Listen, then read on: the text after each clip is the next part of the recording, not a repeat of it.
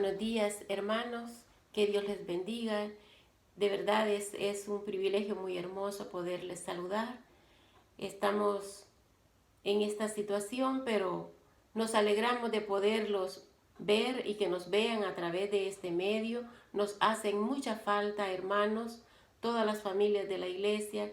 Queremos saludarles en esta mañana y desearles que Dios les bendiga y que yo creo que muy pronto vamos a estar juntos. Así que gracias a Dios por este medio que nos concede y que de esta manera pues podamos llevar el Santo Evangelio a todos los lugares. En el nombre de Cristo Jesús. Señor, te damos gracias por permitirnos esta mañana poder reunirnos con nuestros hermanos a través de la tecnología. Señor, te ruego bendigas a cada familia de la Iglesia Casa Restauración. Bendice a nuestro pastor y su esposa, Señor, y a cada uno de nosotros. Necesitamos estar reunidos y solo tú puedes proveernos la oportunidad de hacerlo. Señor, si hay algunos que están afligidos, preocupados, llega tú para consolarlos. Si hay algunos con necesidades económicas, Señor, sea tu provisión para ellos. Aquellos que no están trabajando, también cubre cada una de sus necesidades.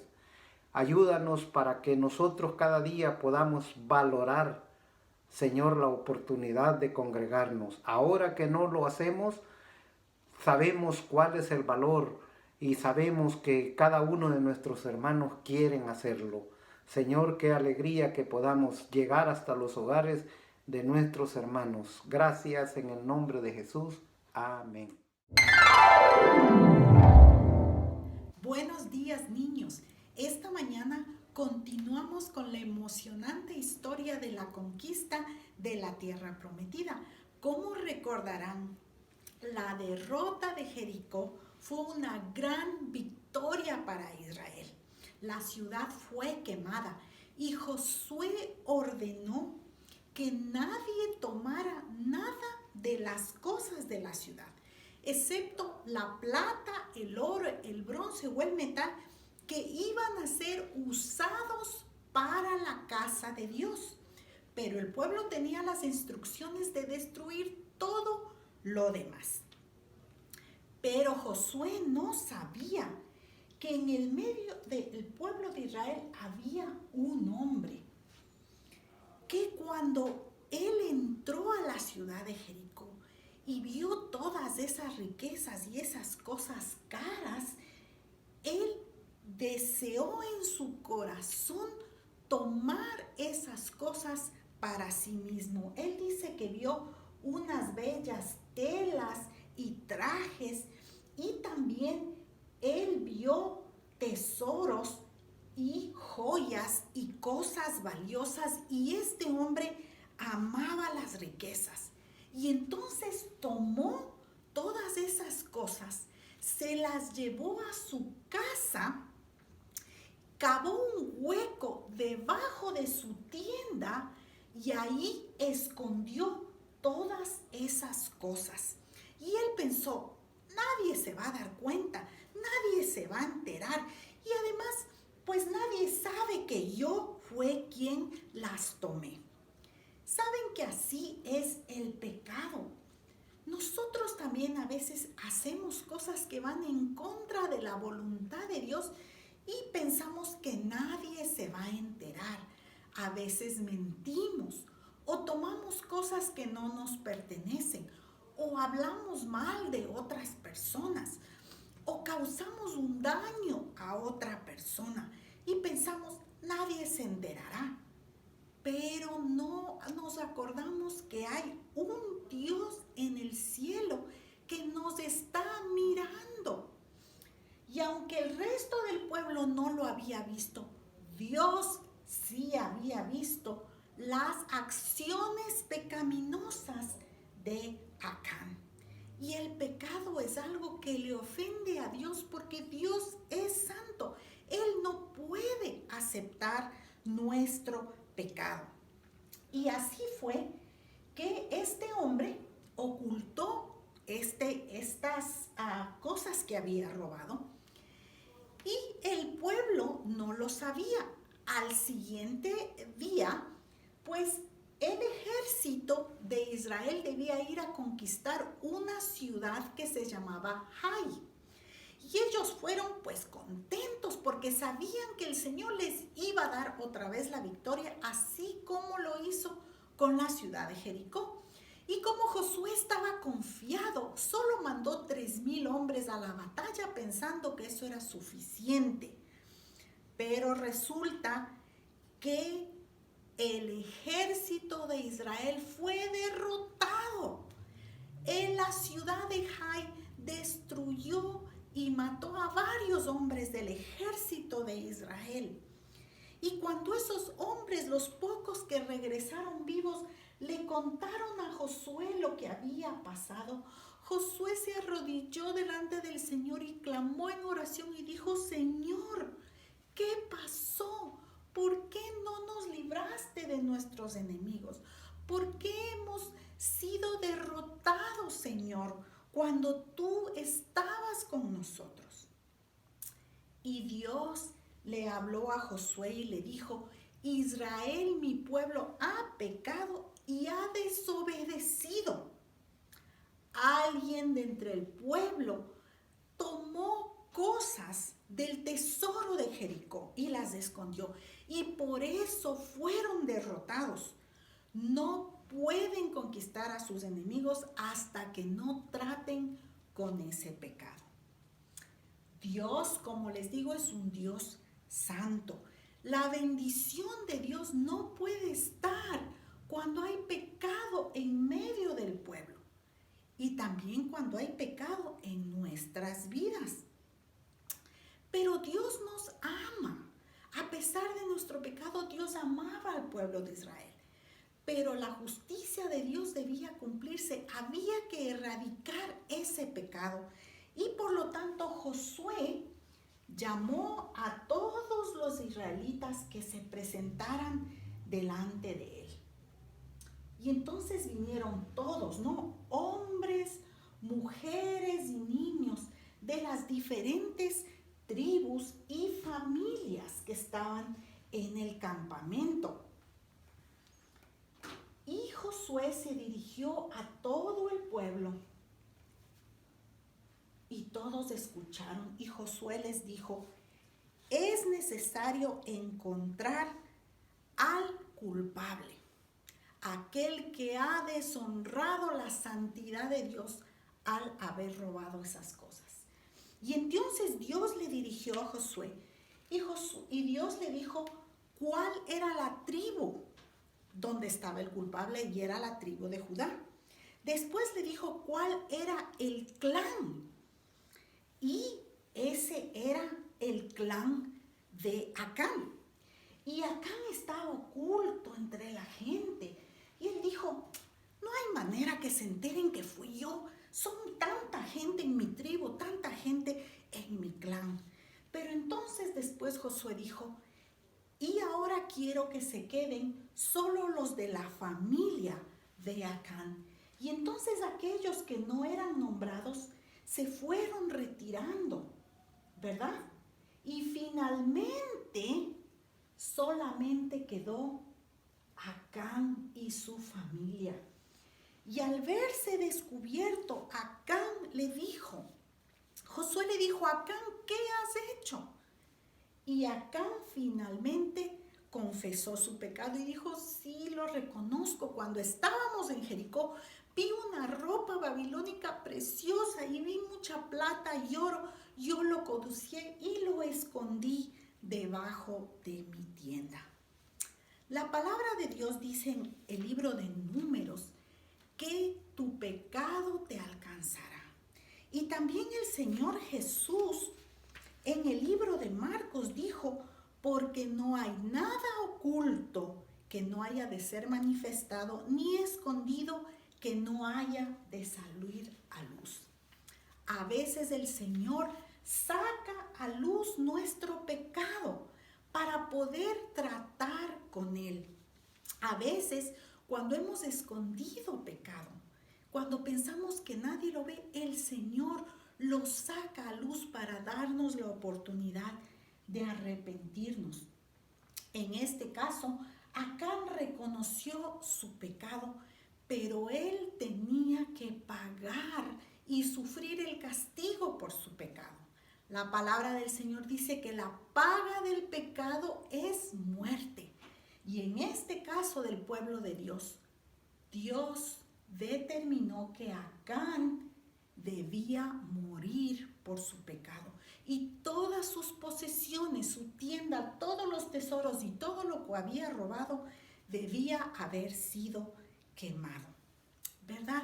¿Qué problema es ocultar nuestro pecado y pensar que nadie sabe y no darnos cuenta que nuestro pecado ofende la santidad de Dios? Y nosotros también merecemos un castigo por nuestro pecado. Y el castigo del pecado es muerte. Pero gracias a Dios que nosotros ya no tenemos que morir como murió Acán. Porque alguien murió en nuestro lugar. Dios que nos ama tanto, mandó a su Hijo Jesús para que Él muera en nuestro lugar. Entonces, el castigo que yo merecía, el castigo que tú merecías, que tus padres y toda la humanidad merecía, Cristo lo tomó sobre sí y Él murió para que ahora nosotros podamos recibir perdón por nuestros pecados y no tengamos que morir.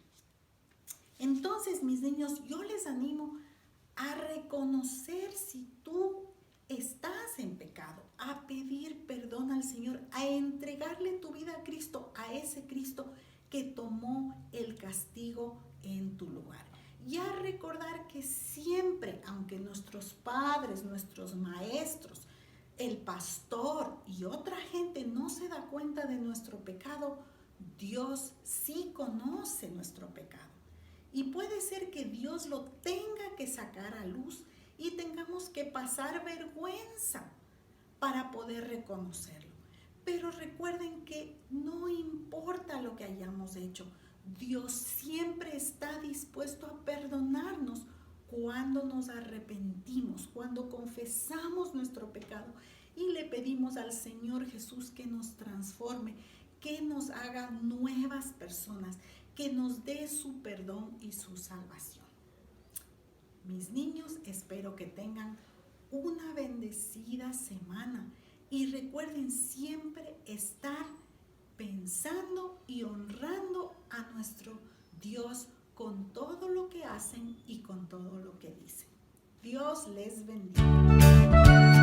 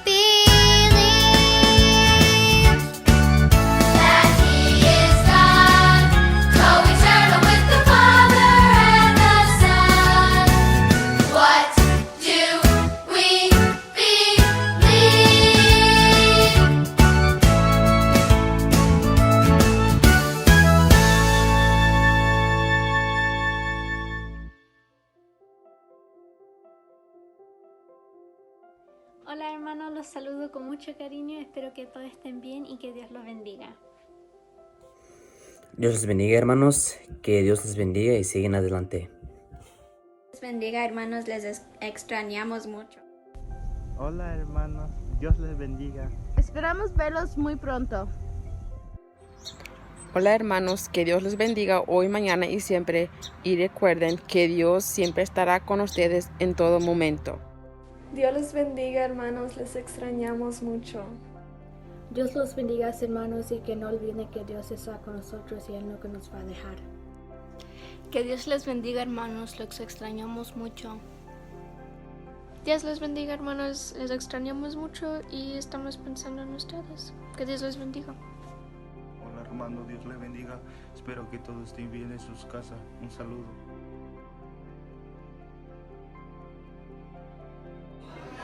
Gózate delante del Señor.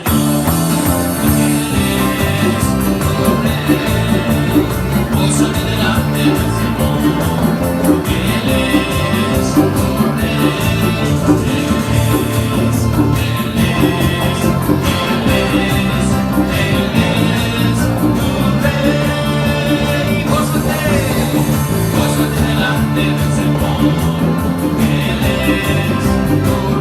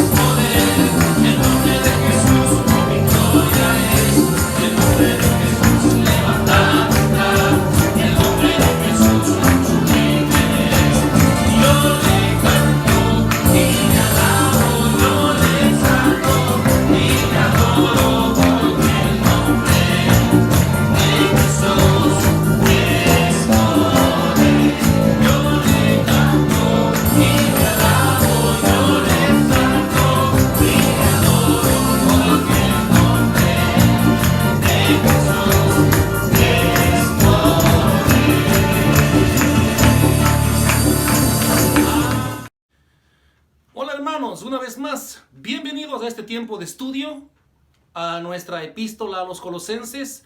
Vamos a sus Biblias, por favor, a abrir nuestra escritura en Colosenses capítulo 4, versículos 12 al 18. Colosenses capítulo 4, versículos 12 al 18. Dice así la palabra del Señor: os saluda Epafras, el cual es uno de vosotros, siervo de Cristo, siempre rogando encarecidamente por vosotros en sus oraciones, para que estéis firmes, perfectos y completos en todo lo que Dios quiere.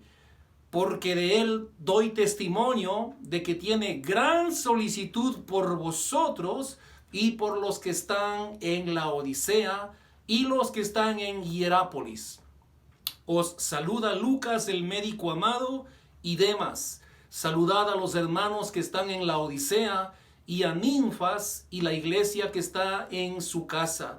Cuando esta carta haya sido leída entre vosotros, haced también que se lea en la iglesia de los laodicenses, y que la de la Odisea la leáis también vosotros. Decid a Arquipo: mira que cumplas el ministerio que recibiste en el Señor, la salutación de mi propia mano, de Pablo. Acordaos de mis prisiones, la gracia sea con vosotros. Amén. Acompáñenme en una oración. Amantísimo Señor, te damos gracias, Padre, por este tiempo de poder, juntos como familia e iglesia, estar en comunión contigo y también con los hermanos, al juntos, a través de este medio, estudiar tu preciosa palabra.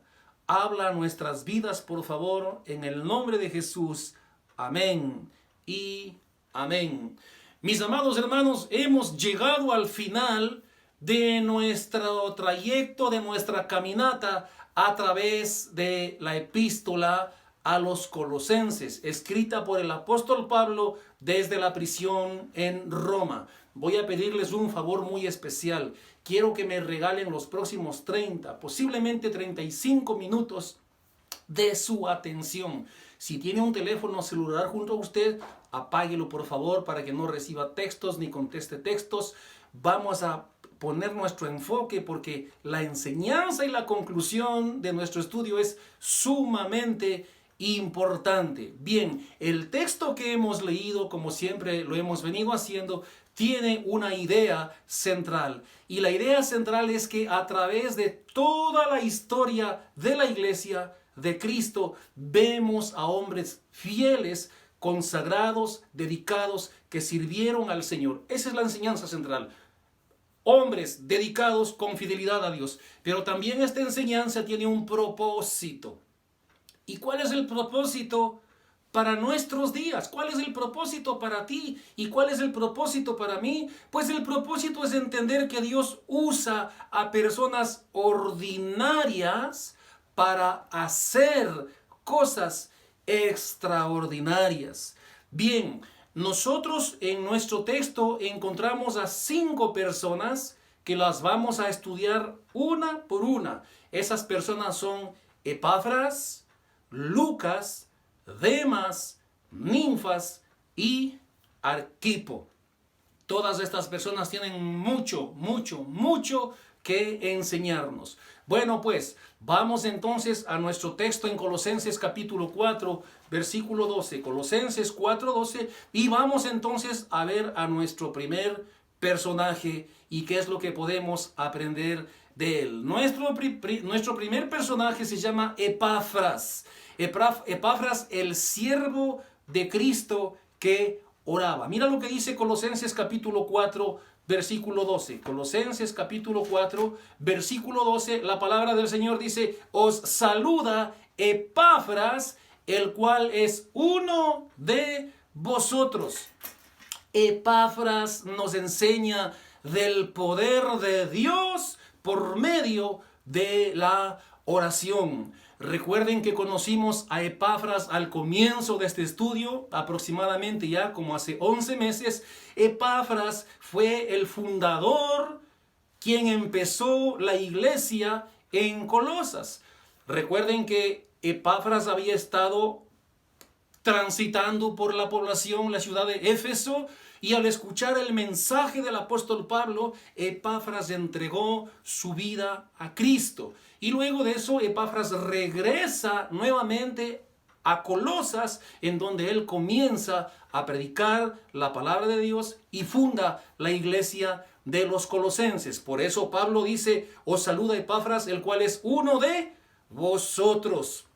Pero ¿qué es lo que motivó a Epafras para que anunciara el evangelio? Mira lo que dice la escritura en el versículo 12, Colosenses capítulo 4, versículo 12, dice que Epafras era un siervo de Cristo. Epafras amaba a Cristo, Epafras quería servir a Cristo y Epafras quería predicar el mensaje de salvación a sus coterráneos, a sus paisanos en la ciudad de Colosas. Ahora, recordemos un poquito la historia. Mientras Epafras está predicando la palabra de Dios, se infiltran falsos maestros en la iglesia.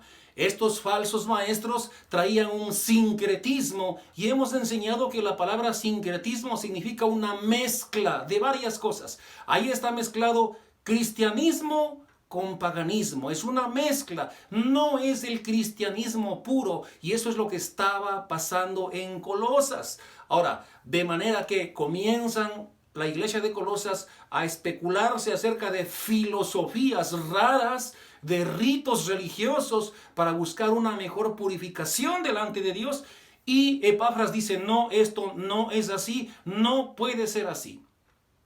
Deja la iglesia encargando y Epafras se da la molestia, entre comillas, de ir a Roma y visitar al apóstol Pablo y le dice, mira Pablo, esto es lo que está pasando en la iglesia en Colosas. Ahora, las causas por las cuales no pudo regresar no las sabemos, la Biblia no dice, pero sabemos que Epafras permaneció preso con el apóstol Pablo en la ciudad de Roma. Por eso no pudo regresar a Colosas. Sin embargo, cuando Pablo escribe la carta a los colosenses, le manda por medio de Tíquico. Eso lo vimos la semana pasada. Ahora, vamos a ver cuál es uno de los secretos de Epafras en su vida de oración. Bueno, Epafras, dice la palabra de Dios, que era un hombre que oraba. ¿Y cómo sabemos que Epafras oraba? Porque Epafras compartía la prisión con el apóstol Pablo. Entonces el apóstol Pablo miraba la vida de Epafras y Pablo miraba que Epafras tenía una vida de verdad consagrada, dedicada a la oración. Pero ¿cuáles eran las características de la vida de oración de este hombre Epafras? Bueno, la palabra del Señor en nuestro texto en capítulo 4, versículo 12 de Colosenses, dice que Epafras oraba constantemente, permanentemente. Y la escritura literalmente dice, siempre rogando encarecidamente por vosotros en sus oraciones. Entonces, Epafras siempre estaba orando, siempre estaba pidiendo la bendición de Dios para los hermanos de su iglesia en la ciudad de Colosas. Pero Pablo también dice el texto que rogaba encarecidamente, encarecidamente. Mira lo que dice, siempre rogando encarecidamente. ¿Qué significa la palabra encarecidamente? Los entendidos en el idioma griego han dicho o dicen pues que la palabra encarecidamente significa que oraba como estar agonizando. Esta palabra griega traducida encarecidamente se usaba para describir a los atletas que participaban en las competencias de las Olimpiadas y dejaban hasta la última gota de sudor por el esfuerzo que hacían.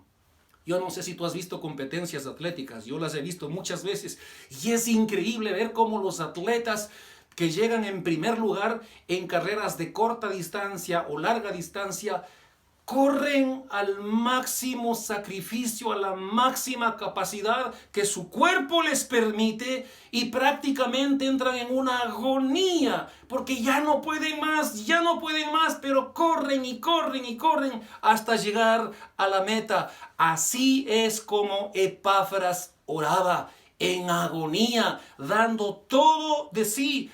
Así algo parecido como también Ana, la mamá de Samuel, cuando no podía quedar embarazada, cuando no tenía hijo, cuando Dios no le daba hijos, dice que ella oraba, suplicaba, estaba en agonía. Esa era la característica de Ana cuando oraba con toda su capacidad, con toda su fuerza, casi agonizando, hasta que recibió contestación a su respuesta, y Dios le dio el privilegio y la bendición de ser madre de uno de los grandes profetas de la Escritura, como fue Samuel. Entonces Epafras sabía que si los colosenses se dejaban llevar por las falsas doctrinas y por las falsas enseñanzas, Epafras sabía que la iglesia corría el riesgo de desaparecer o entrar en unas herejías terribles, jamás aprobadas por Dios. Pero también la palabra de Dios dice en Colosenses 4:12 que Epafras oraba específicamente. Epafras quería que los creyentes en Colosas estuvieran firmes en Cristo. Oraba para que los creyentes en Colosas fueran perfectos en Cristo, y oraba para que los creyentes en Colosas fueran completos en Cristo. Y a propósito, ¿tú te has fijado que el tema central de la palabra de Dios en la epístola a los Colosenses es perfectos en Cristo? Y por eso oraba Epafras por los hermanos en Colosenses. Escucha, hermano, cuando el creyente, cuando el Hijo de Dios conoce la voluntad de Dios, cuando el Hijo de Dios vive en la voluntad de Dios, el Hijo de Dios madura en la fe y experimenta de verdad la llenura, la plenitud de Cristo, la plenitud de Dios. Pero también Colosenses dice en nuestro texto, en Colosenses 4:13, que él tenía gran solicitud, o eso se refiere, tenía mucha aflicción por los hermanos de Colosas. Por eso es que Epafras oraba con fervor, Epafras oraba con mucho interés, y si no hay un interés, pues no puede haber bendición. Un famoso escritor cristiano llamado John Jower dijo: la oración que no cuesta nada no logra nada. Repito, la oración que no cuesta nada no logra nada. Qué gran verdad.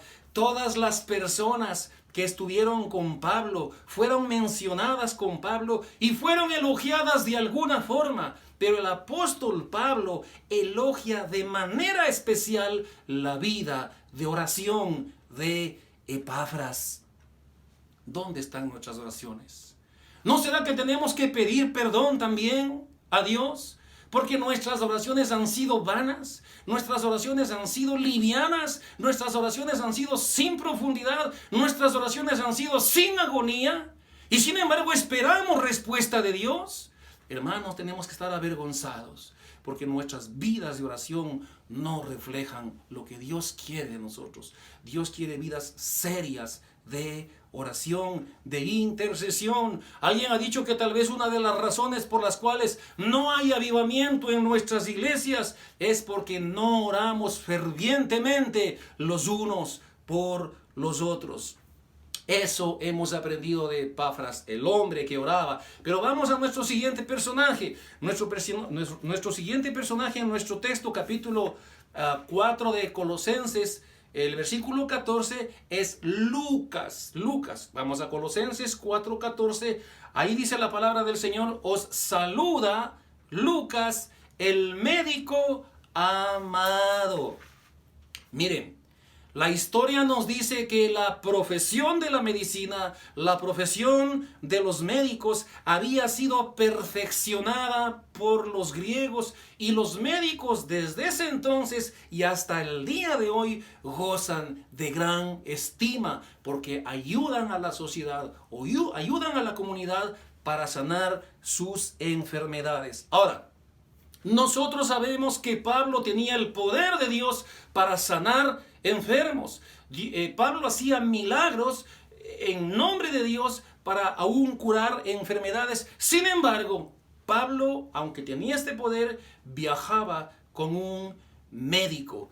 Dios puede dar sanidad de una manera milagrosa, cierto es, pero Dios también usa la medicina, Dios usa la ciencia y Dios usa a los médicos. Este versículo nos sugiere que Lucas practicaba la medicina en los viajes misioneros, porque si no, Pablo hubiera dicho, les saluda Lucas, y hasta ahí.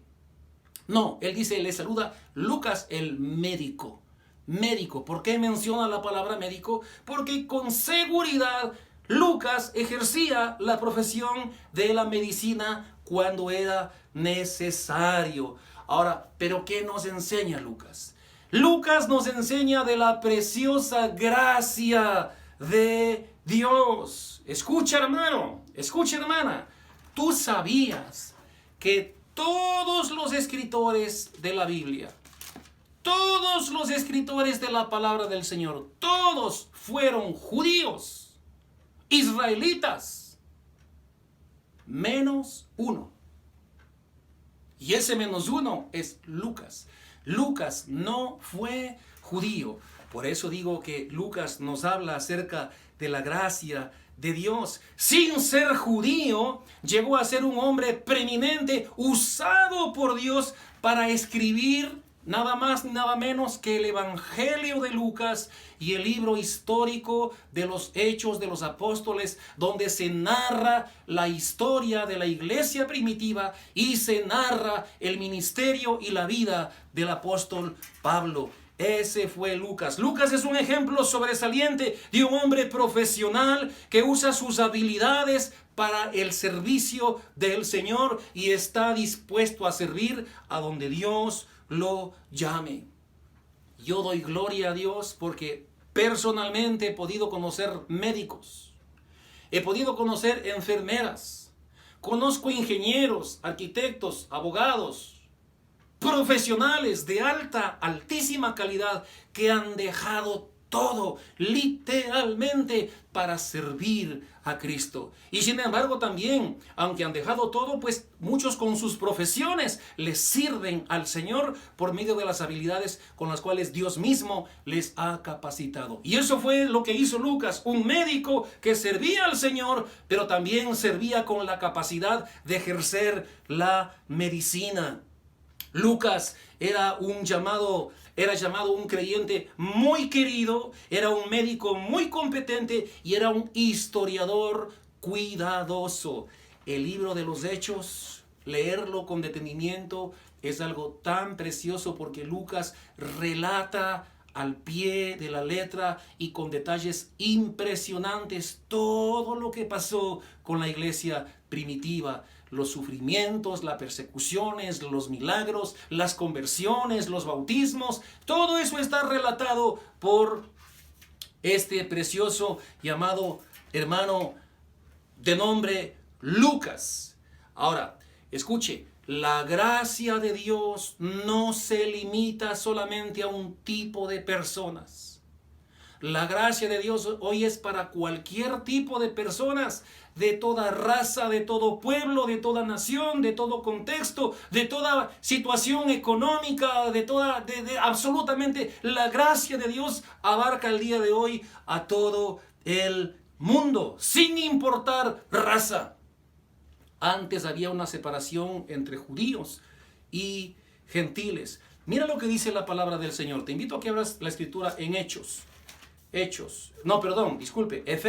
Vamos a Efesios. Efesios capítulo 2, versículo 11 al 13. Vamos, Efesios 2, 11 y 13. Busquen su Biblia, acompáñenme por favor, es importante que usted lea conmigo esta escritura. ¿Qué dice Efesios 2, 11? Dice, por tanto, acordaos de que en otro tiempo vosotros, los gentiles, en cuanto a la carne, erais llamados incircuncisión por la llamada circuncisión hecha con mano en la carne. Fíjate lo que dice el verso 12. En aquel tiempo estabais sin Cristo, alejados de la ciudadanía de Israel y ajenos a los pactos de la promesa, sin esperanza y sin Dios en el mundo. Versículo 13. Pero, esa palabra preciosa, pero ahora en Cristo Jesús, vosotros que en otro tiempo estabais lejos. ¿Quién estaba lejos? Lucas, por supuesto. Ahora habéis sido hechos cercanos por la sangre de Cristo Jesús. Qué precioso mensaje. Qué preciosa gracia de Dios. Antes los gentiles no tenían parte en el reino de Dios. No eran parte de la promesa de Dios. Pero fíjate que Cristo une lo que la ley separaba.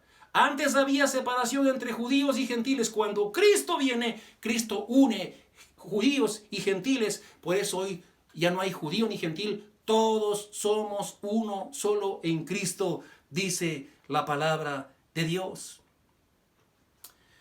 Si Dios hizo eso con un gentil llamado Lucas, si Dios usó a un gentil que no era parte de la promesa de Dios, Dios también puede hacer lo mismo contigo y conmigo. Él también puede usarnos sin ser judíos. Bien, vamos y pasemos a nuestro tercer personaje. Y nuestro tercer personaje se llama Demas. En este personaje vamos a tomarnos un poquito más de tiempo porque, wow, es un personaje muy interesante para estudiarlo y analizarlo. Fíjate lo que dice Colosenses capítulo 4, versículo 14. Dice en la parte B, en la segunda parte del versículo 14, dice, os saluda Lucas, el médico amado, ya vimos a Lucas, y luego dice, y Demas, Demas, un nombre también, Demas. ¿Quién fue Demas?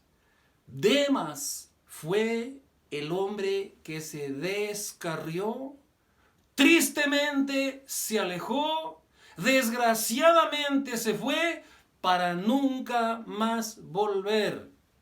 Ese fue Demas. Demas se menciona solamente 3 veces en nuestra Biblia, en las epístolas de Pablo.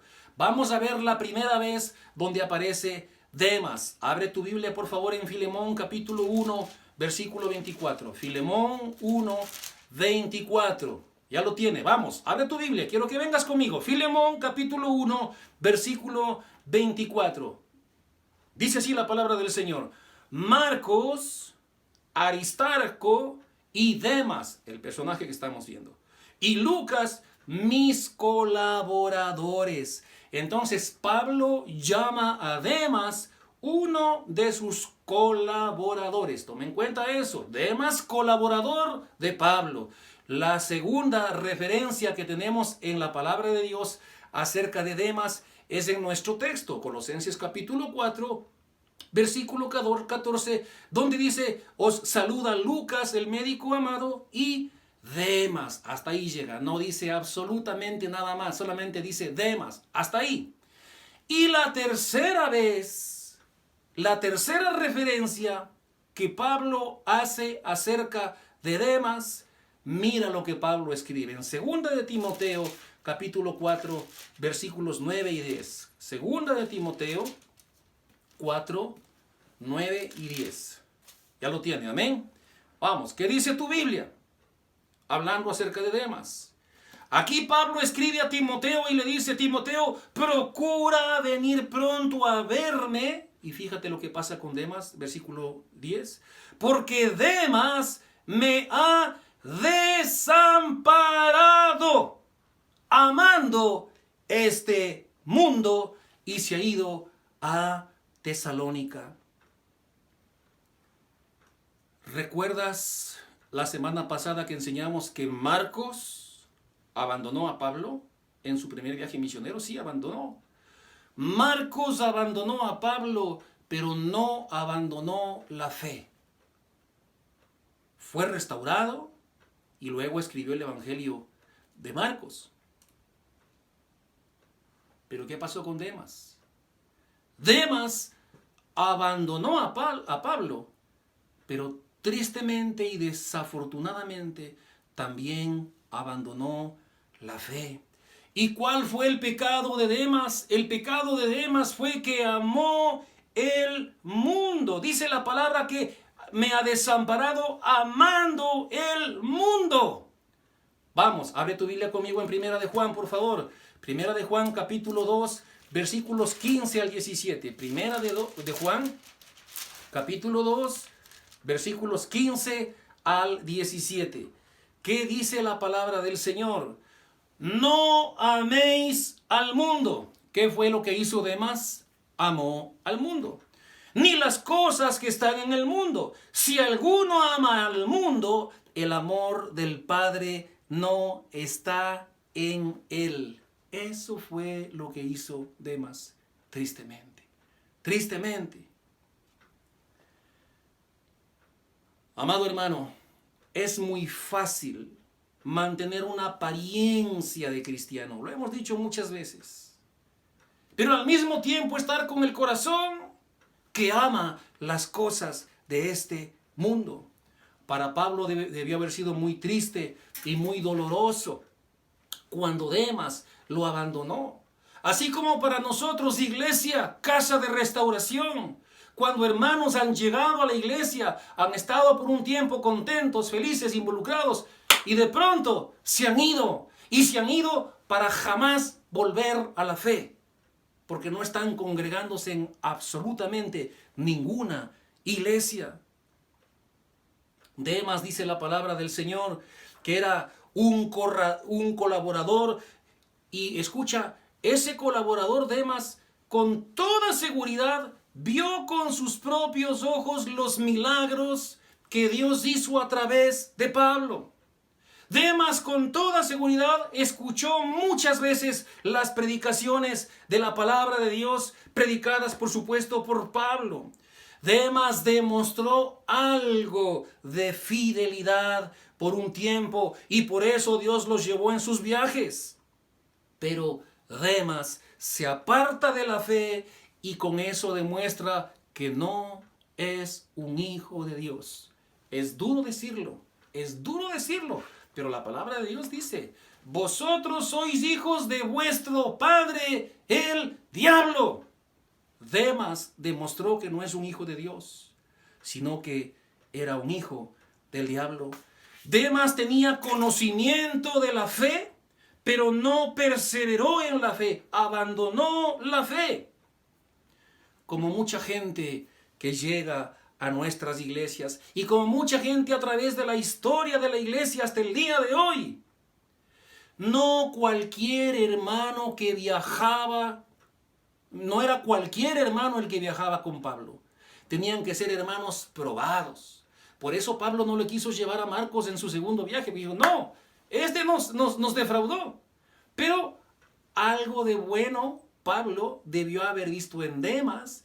Pero Demas estaba sorprendiendo, como hay muchos sorprendedores el día de hoy, aparentando una piedad exterior cuando el corazón está completamente lejos de Dios.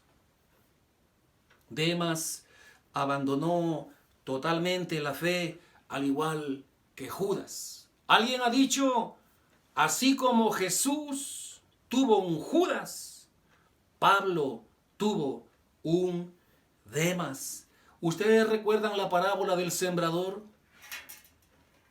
Allá en el libro, a propósito de Lucas, el médico amado, ¿qué escribe Lucas en el capítulo 8, versículo 14? Yo lo leo por ti, hablando de la semilla. Dice que la semilla, la que cayó entre espinos, estos son los que oyen, pero yéndose son ahogados por los afanes y las riquezas y los placeres de la vida, y no llevan fruto. Ese fue Demas.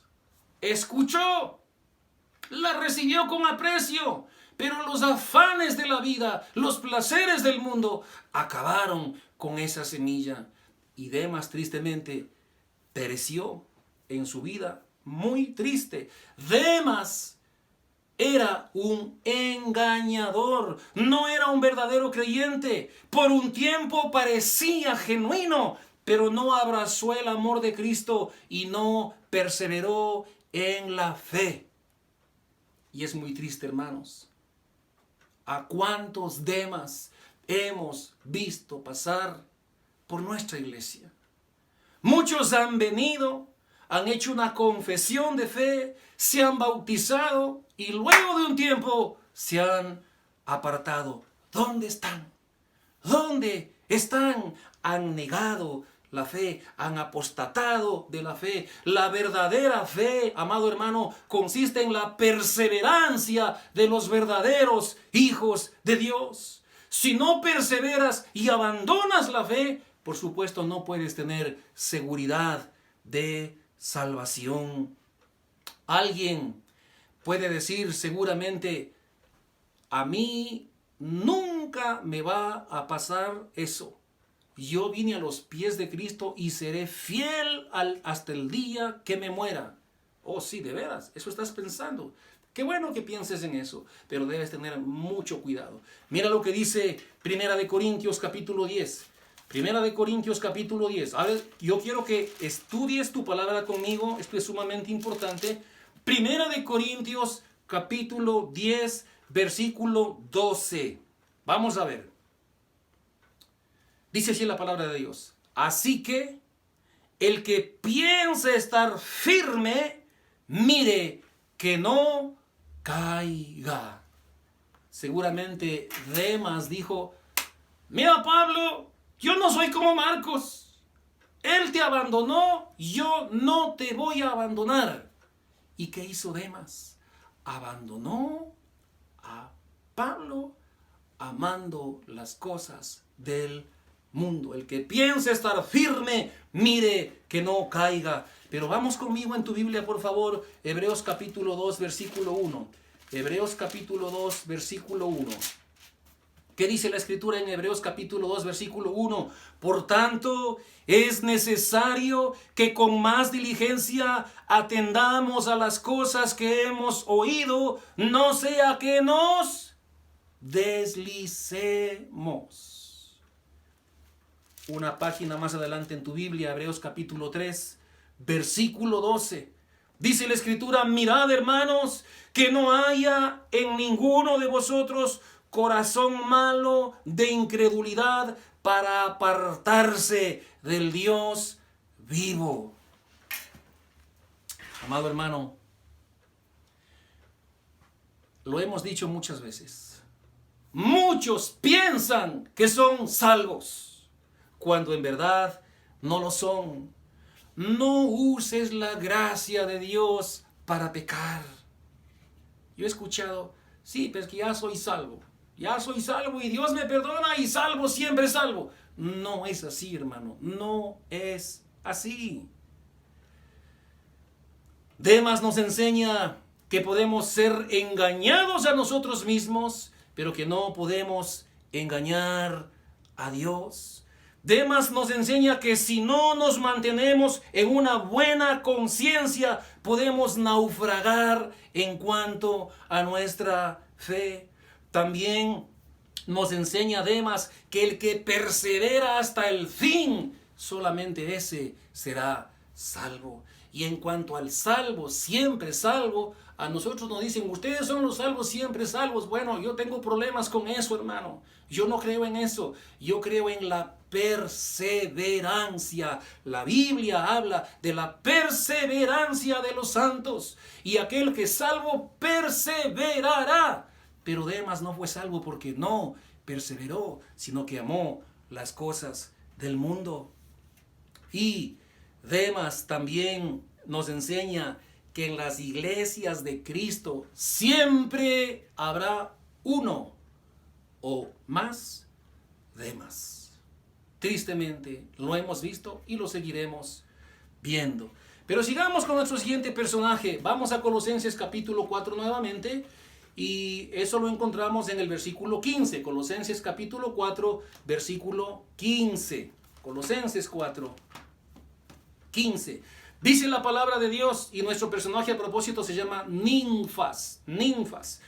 ¿Qué dice la palabra de Dios? Saludad, en Colosenses 4:15, saludad a los hermanos que están en la Odisea y a Ninfas y la iglesia que está en su casa. La Biblia no dice absolutamente nada más acerca de Ninfas. Simplemente dice que Ninfas tenía una iglesia en su casa. Pero esto es suficiente para darnos una gran enseñanza el día de hoy.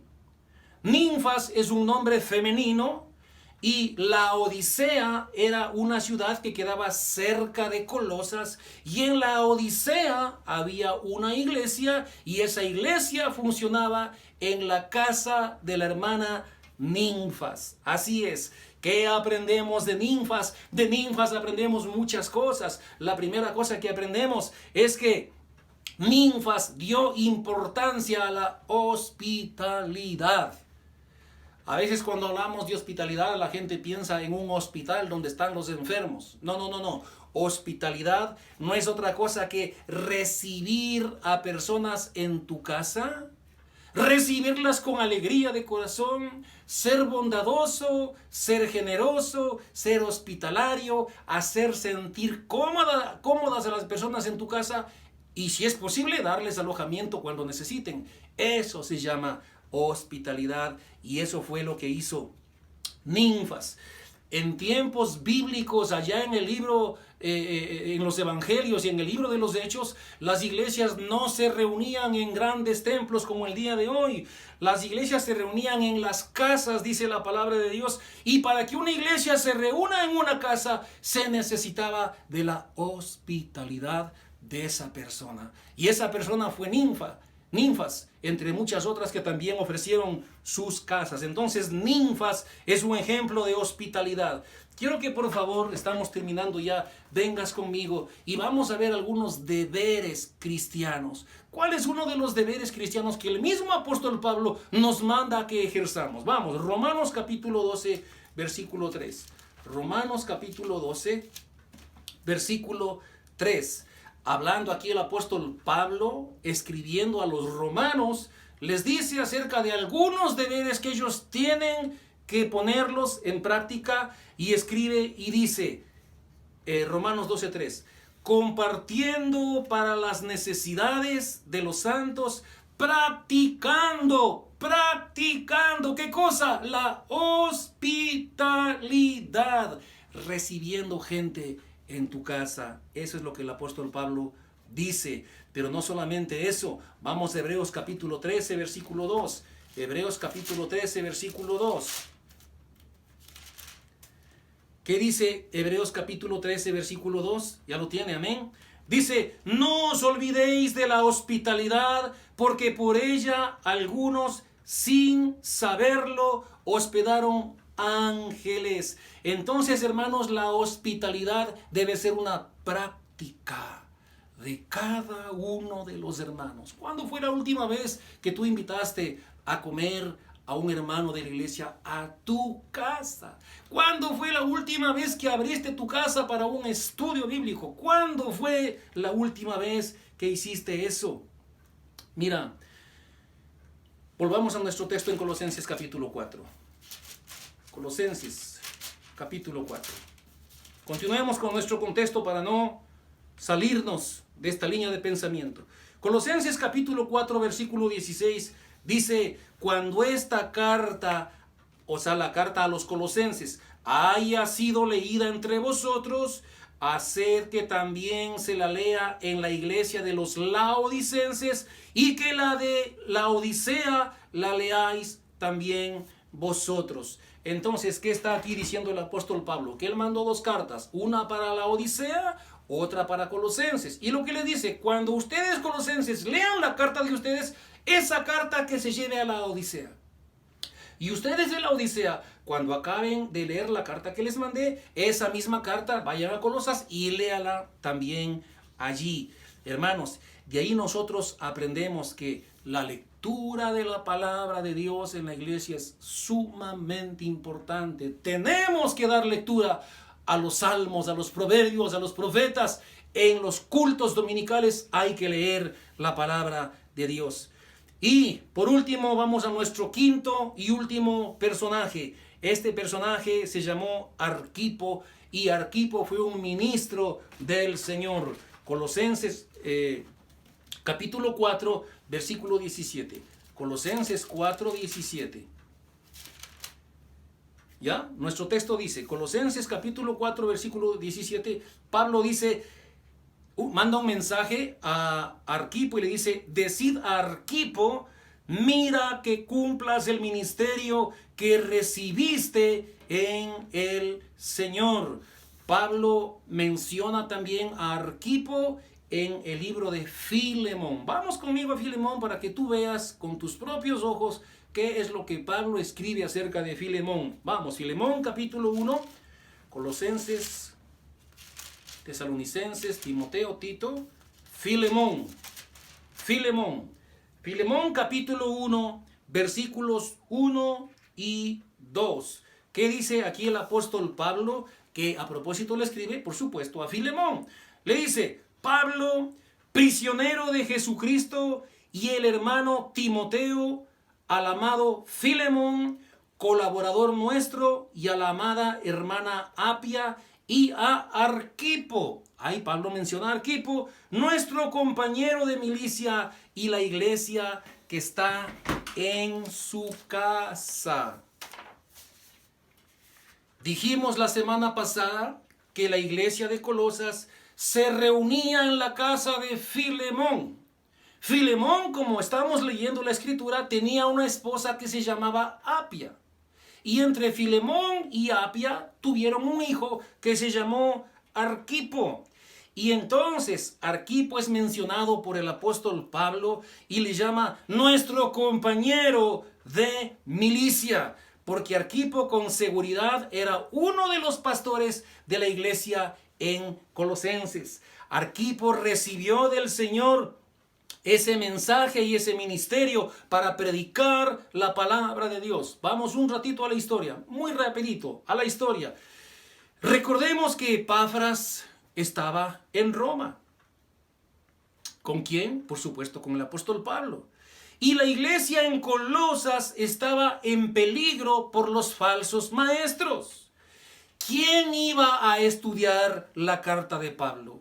¿Quién iba a enseñar la carta de Pablo a los colosenses?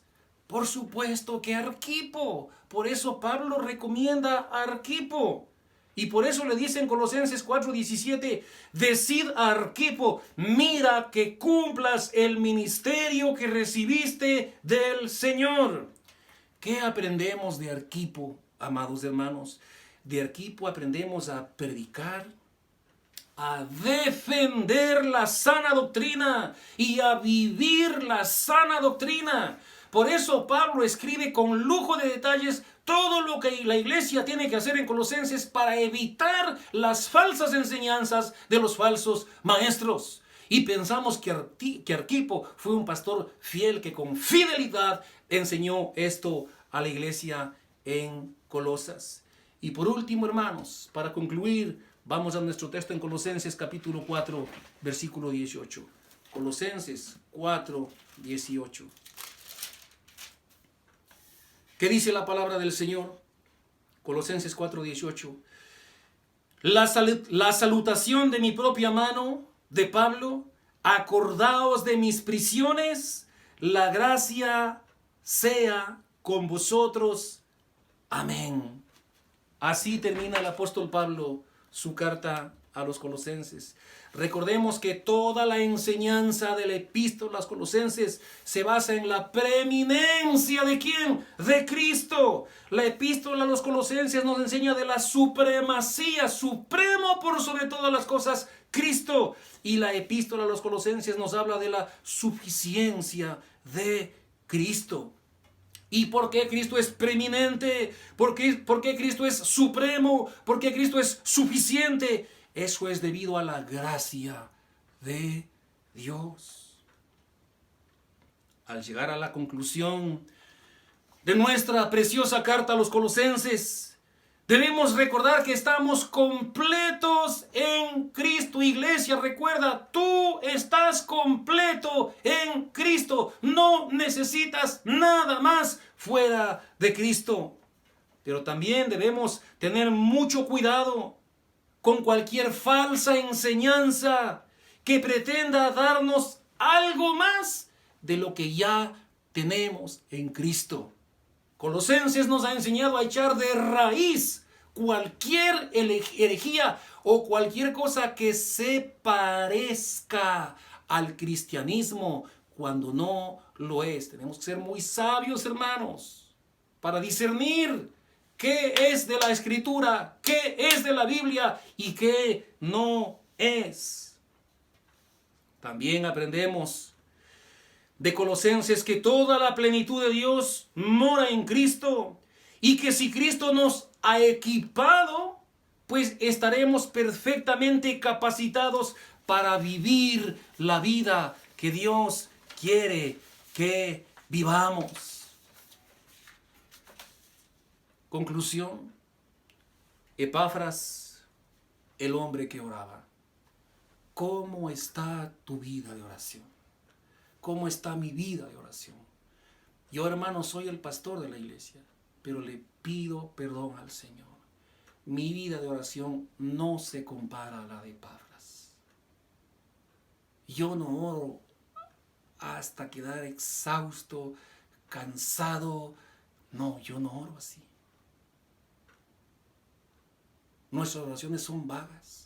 Nuestras oraciones son superficiales. Tenemos que pedirle perdón al Señor y que Dios nuevamente nos dé ese deseo ferviente como cuando recién nos convertimos o como cuando estamos en una necesidad grande, que tenemos la necesidad de descansar y de recurrir a Dios en oración. Epafras, el hombre que oraba. Lucas, el médico amado, el profesional, que siendo profesional sacaba tiempo para servir al Señor y también le servía al Señor por medio de su profesión. Demas, el hombre que se descarrió. El hombre que aparentaba ser cristiano. El hombre que tenía fuego en su palabra, el hombre que tenía fuego en sus acciones, el hombre que caminaba con la Biblia bajo el brazo, el hombre que hizo una decisión pública por Cristo. Sí, yo recibo a Cristo. El hombre que se bautizó en el nombre del Padre, del Hijo y del Espíritu Santo. Ese hombre abandonó la fe. Triste, muy triste, tener que haber conocido a algunos Demas que han abandonado su fe en Cristo. Ninfas, la hermana que prestaba su casa para el estudio bíblico y para la oración, la hermana hospitalaria. Y Arquipo, el fiel ministro del Señor, encargado de la iglesia en Colosenses, mientras Epafras estaba en Roma. Siervo, fiel predicador de la palabra de Dios, fiel predicador de la sana doctrina. Amados hermanos, al terminar esta carta, que nos ha tomado aproximadamente un año, quiero hacer una sola reflexión, y es esta: que el Señor nos ayude a vivir a la altura de la posición que tenemos, completos en Cristo. Dios les bendiga.